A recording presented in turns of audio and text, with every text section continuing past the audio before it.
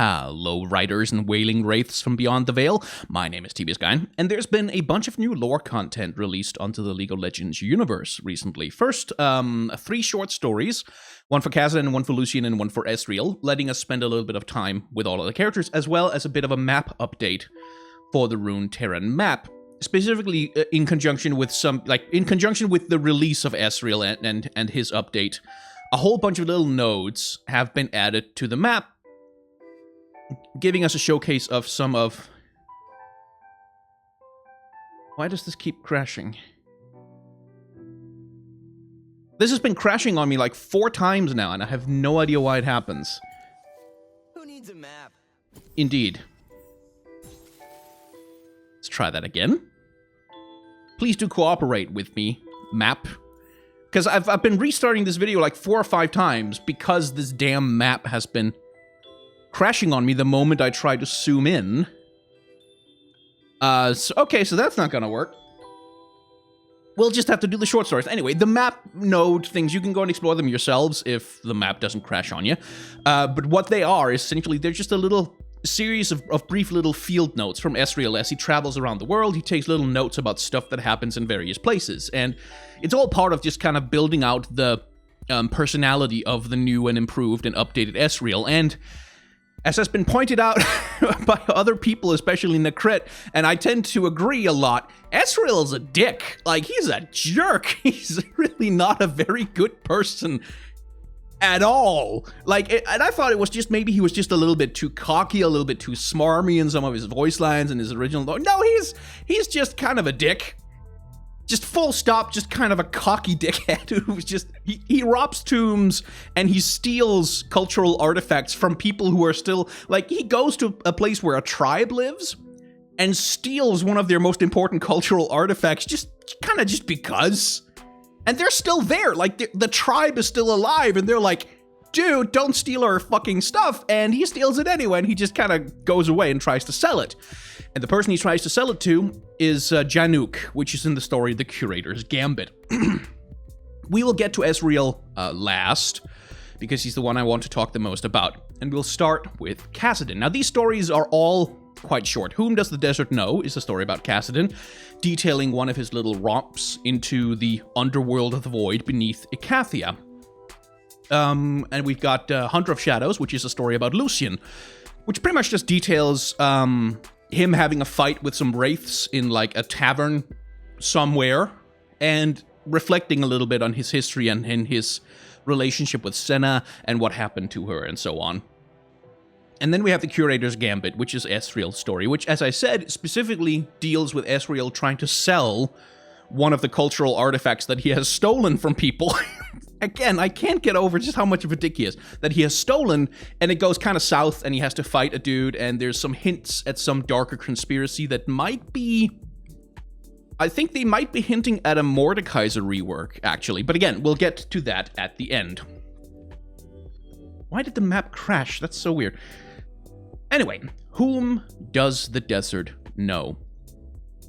And since these stories are relatively short, it's like there's a limit to just how much we can dive into them.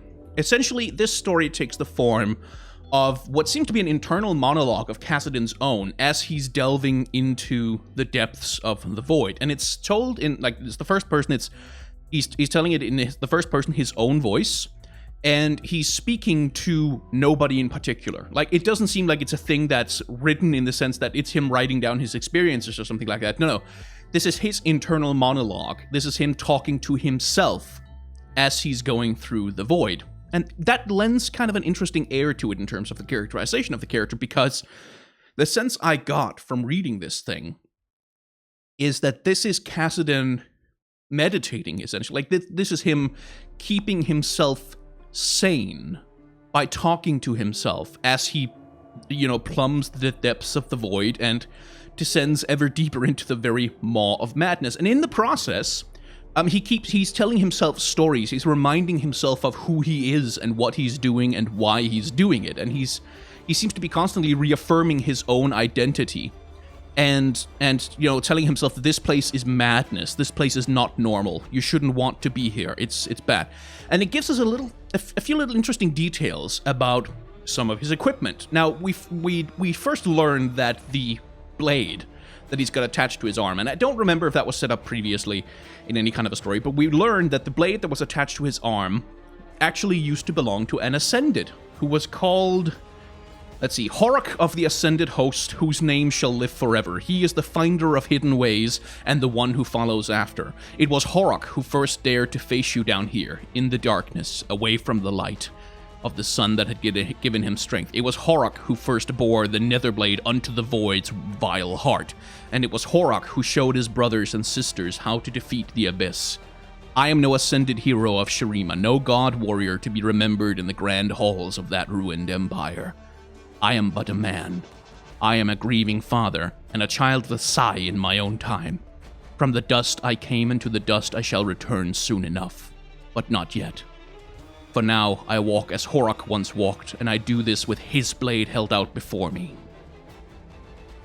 And he has a brief fight with some void creatures, probably some little voidlings or something like that. He dispatches with them pretty easily. He's not really in any peril or danger outside of the obvious danger of being trapped in the void, which is kind of an absolutely horrifyingly terrible place to be. And as he walks through the void down here, he calls out the name of his wife and his daughter, who you might remember is Kai'Sa. It seems like a lot of people still don't think Kai'Sa is actually Kassadin's daughter, but she is. That was pretty well confirmed that she is Kassadin's daughter. And I wonder why they have not met yet. Anyway, it's generally a pretty good story. Like, I generally do quite like when I first read it, I was a little bit, hang on, what kind of perspective is this written from? Why is he saying all this stuff? Why is he recounting all of these weird world-building details? And then once I keyed into the idea that this is him telling himself his own history, like this is him reminding himself of who he is, what he does, why he does it, why it matters, and sort of it's a mantra to try and hold on to his sanity in a place that does not allow for sanity to exist. And that to me is quite interesting. It doesn't give us much in the way of characterization for the guy. Kassadin is not much of a character, honestly, and certainly not in this story. He's like the grieving hero, martyr, self-sacrificer dude. Like, he's very much an archetype in that sense. There's really not a lot of subversion to him. He's like a dad who, like, when in life I guided people through the desert to steal artifacts so I could feed my family, but now that, the void has taken everything from me, I see the error of my ways and I will atone for them. I will make it right. Like, that kind of character who I feel like I have seen a million times before.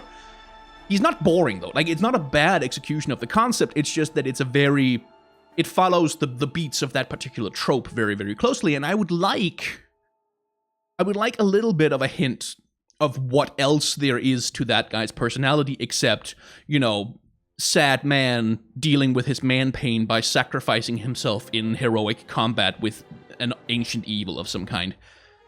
I would like to know if there's a little bit more there, if there's a little bit more to him. And that's the kind of thing that you can only really do if you have him interact with other characters, which is something that doesn't really seem to be something Kassadin likes to do a lot. That Kassadin and other people don't seem to necessarily go together so much, because he is, an angry, grieving man who's doing his very best to fulfill a final mission to try and beat back the void as much as possible, and yada yada yada. Like, he seems very much like he's caught up in his own pain and his own issues, and he wouldn't want to interact with other characters. And that's when you can end up with a character who's kind of flat, because, like, when characters have nothing to bounce off of, when they have nothing to sort of push them to characterize themselves, it can be really, really hard to imply a personality, and Kassadin doesn't have one here. It's not necessarily a huge problem for the character, because the character is more about being the Void Walker than he is about being a person, so it's fine. It's just, I hope there's more Kassadin lore to come. Like, I hope they've got more going on. It was implied by a smiling gif on Twitter by Scathlock that maybe Riot are working on some kind of longer form published, like, my friend James asked said to them that he was kind of disappointed that Riot hasn't put out any physical publications yet. Like, they haven't collected their short stories. They haven't actually created any physical media to reflect all of the lore they have in the game. And Scathlog, who was one of the editors, one of the major narrative editors for League of Legends, replied with a kind of smug, smiling gif, implying that, hey, maybe that's the kind of thing that's in the works. And what I would hope for, what I would assume is that it's an anthology that they're working on, like just collecting some of the lore content that has already been put out. But what I really, really would like would be some kind of anthology of narrative short stories that allow the characters to like do more than they've been doing in these little short stories on the internet. And especially I would like to see some more deep dives into how these characters interact with each other. By the way, I want to praise Riot's narrative team a little bit, because this is some of the first lore or rather, they have more and more recently, they've been putting out lore content without having it tied directly to any kind of in-game content release. That was the thing that used to be the huge problem for League of Legends, is they only ever put out lore content when there was something new that they were adding to the game, whether it was a character or a skin or like some kind of visual update or some kind of in-game event or something. Lore releases tended to coincide only with content releases for the game. These are happening, at least the Kassadin and Lucian ones are happening pretty much absent any context for content being released into the game. Only the Ezreal one is really tied to his update. And I like that. I really like that we finally get some more short stories for Lucian, exploring his character, exploring how he behaves out in the real world, doing his normal thing. And this is something I've asked Riot to do many, many times in the past. I've said the thing that would make the lore feel a lot more alive, a lot more interesting to explore, would just be to have regular updates telling us some stories about what the hell these characters are doing when they're not fighting on Summoner's Rift, which they technically aren't anymore because that's not canon, but that's a whole other thing I don't want to get into right now. Anyway, Hunter of Shadows is Lucian's story. And again, we're dealing with a very simple little vignette from his life, where he is in an inn, and he's fighting some wraiths and some undead creatures of various kinds, undead spirits. And he takes a hit from one of them, and then he kills it, and then he sits down, and he's like, phew, thank God I've dealt with all the wraiths. And then a young girl comes out of hiding, who's been hiding inside this inn that he's been fighting in. It's clearly a populated village that's under attack from spirits, and Lucian is trying to destroy those spirits. And then they're attacked by another wraith, who just throws Lucian across the room. The girl picks up one of Lucian's guns, but can't fire it because it doesn't have a trigger.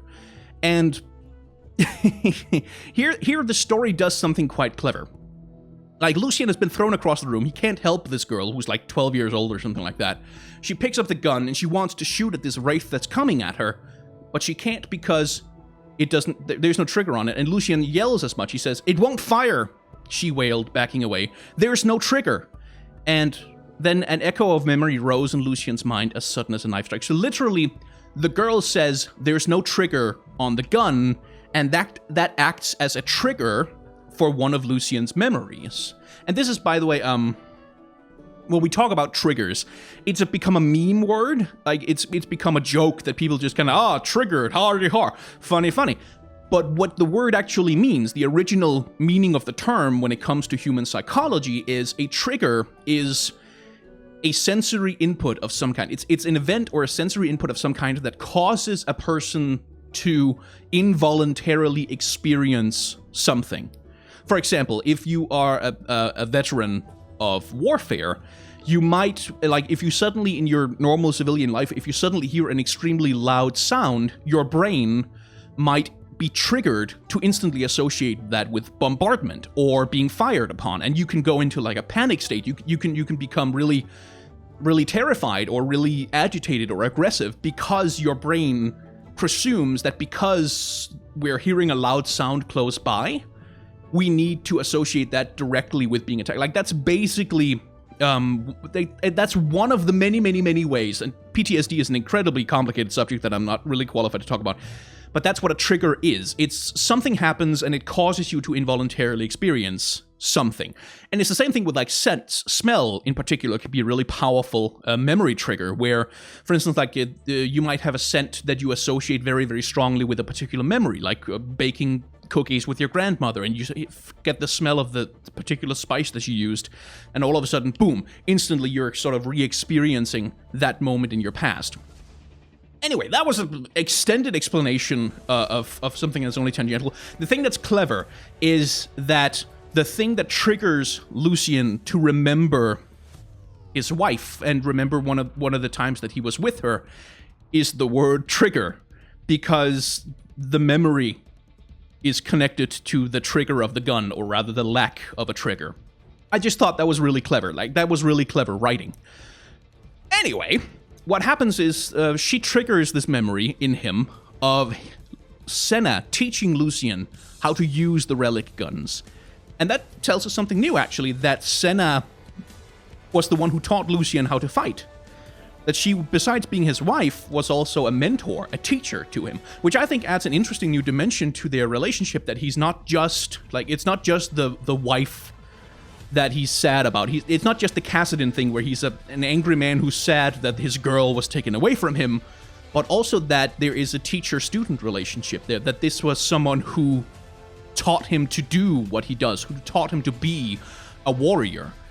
Which I think adds an interesting new dimension to it. I really hope that there's more lore content where we actually get to see Lucian and Senna doing stuff together, having some kind of dynamic, because that's been one of the things that's been really, really, really strongly missing from Lucian, is some kind of sense of what kind of relationship it was that he had with his wife. Like, we know that he loves her, and he's sad that Thresh has stolen her soul, but, like, how good was that relationship? Like, what kind of dynamic did they have? What did they give to each other? Why is Lucian so broken up about having this woman, you know, killed? Like, about losing Senna? Why is it such a blow to him as a person that she is gone? And this right here gives us a little bit more of a hint of, okay, it's not just that he had a girl that he was romantically involved with. This was someone who, like, was a big part of his life and brought him into the lifestyle of even fighting ghosts in the first place.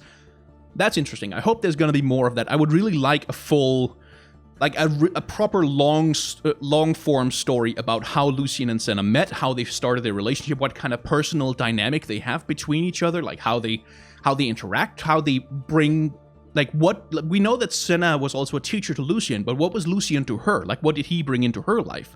That's the kind of thing I'd be interested in finding out about.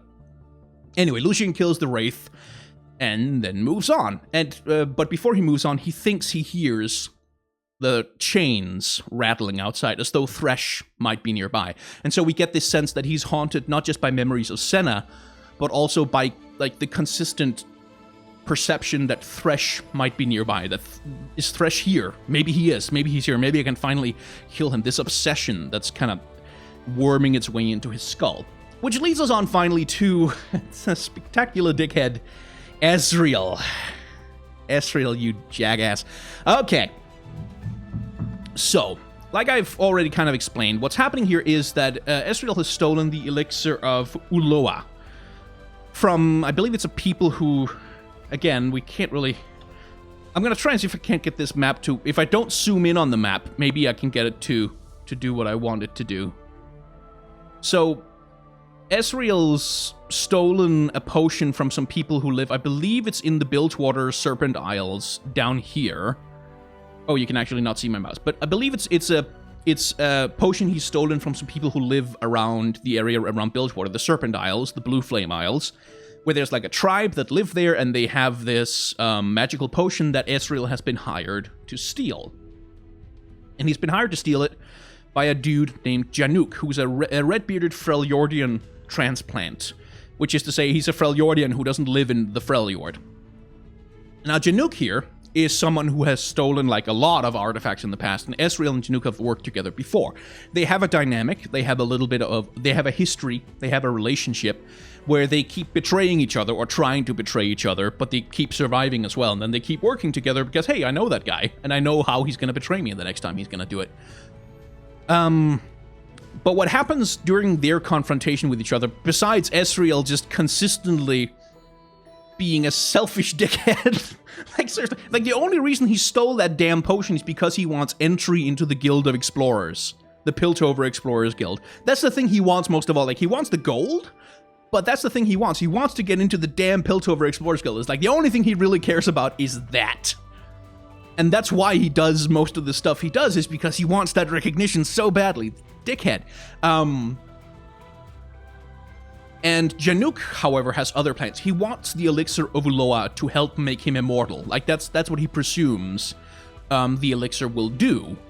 Unfortunately, it doesn't quite work, because Ezreal gives him a fake potion that's full of wasp venom, which, not very good. But the reason why Janook wants the potion is because he wants to revive the Dread Lord. Let's see if we can find the other mentions. Yeah, here. I'm sorry to inform you, Ezreal, that the guild has once again denied your application. He stepped closer into the light. The Dread Lord will rise again, and the Elixir will make it happen. And Ezreal's like, a Dread Lord? Great, I was so close this time. And that's the thing, Janook seems to be in service to some kind of Dread Lord, who's going to rise because of a... Let's see.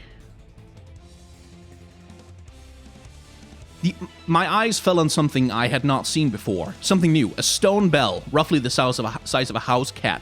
Its base was adorned with strange writing. I stepped closer to inspect it. It's Ochnun, Janook cried out. The language of the dead, composed beyond the mortal veil and spoken only by those in the afterworld. And so Ezreal finds this bell, and Janook tries to kill him. Doesn't quite work. So he takes the potion and the bell, and he skedaddles. But the thing that I keep coming back to, first of all, Dreadlord. Who do we know in League of Legends canon who would count as a Dreadlord of the undead? The language of the dead, composed beyond the mortal veil and spoken only by those in the afterworld.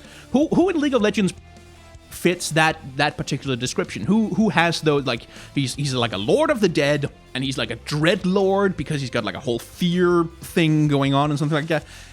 Sounds to me a lot like Mordekaiser. Sounds to me a lot like what they're teasing here is Mordekaiser's inevitable visual and gameplay update. I think that's something that's far out in the future. I can't remember if it's on the champion roadmap, but I don't think it is. But it kind of seems like they're setting up that there is a cult on Runeterra who are looking for ancient artifacts that might help them revive an ancient Dreadlord who they are very intent on bringing back into the world. And like the only character I can think of in League of Legends who fits that description is not really Karthus. He's not really a Dreadlord. He's the Death Singer. And there's not really any of the other undead champions that we sort of already know about, except Mordekaiser, who has been in desperate need of a full and proper rework for quite a long time. So that seems to be what they're setting up there. But it's also doing a lot to further characterize Ezreal as a selfish dick. He's just the worst. Like, he honestly just... And like I said in my video about the Ezreal update, I do like that one of the reasons why Ezreal is such a complete dickhead, one of the reasons why he's so obsessed with becoming famous and you know, becoming the greatest explorer the world has ever known and being recognized by the guild and being recognized by everyone as famous, is because his parents went missing when he was a child, and he's repressed that memory really, like, he's repressed the fact that they are probably dead really, really hard, and he's sort of working on this child logic where if I can just become famous enough, if I can become the most famous explorer in the world, then they'll come back. They'll come back. They'll want to come back to me.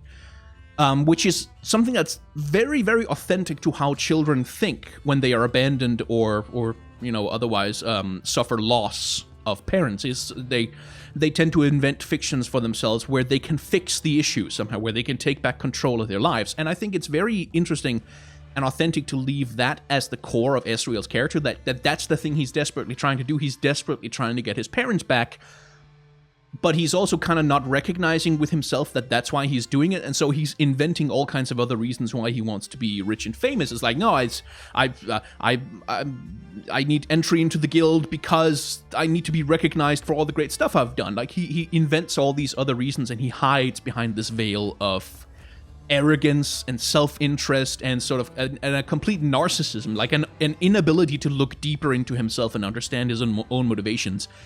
I think that's a really interesting take, and that's something that they have implied in his bio, that that's what's going on.